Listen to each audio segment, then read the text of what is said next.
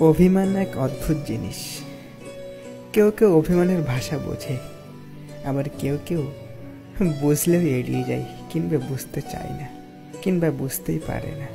অভিমানের কারণ খুঁজে সে অভিমান ভাঙানোর ইচ্ছে ঠিক কজনের থাকে। অভিমানটাকে ইগোর কাছে বন্দি করে কত মানুষ অবলীলায় ছেড়ে যায়। অভিমান ভাঙানোর ক্ষমতা এবং ইচ্ছেটুকুই থাকা লাগে। সম্পর্কে অভিমান ব্যাপারটা ঠিক তখনই আসে যখন ভালোবাসা এবং সময় দেওয়াটা কমে যায়।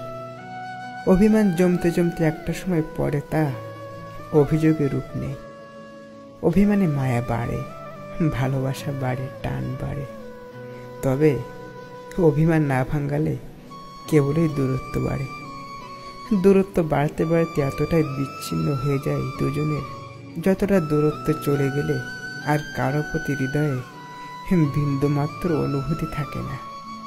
সময় বদলায়, সেই সাথে অভিমানের রূপটাও পাল্টে যায়। যে মানুষ হৃদয়ে অভিমান পুষে রাখে সেই তো নীরবেই যন্ত্রণা সহে যায়।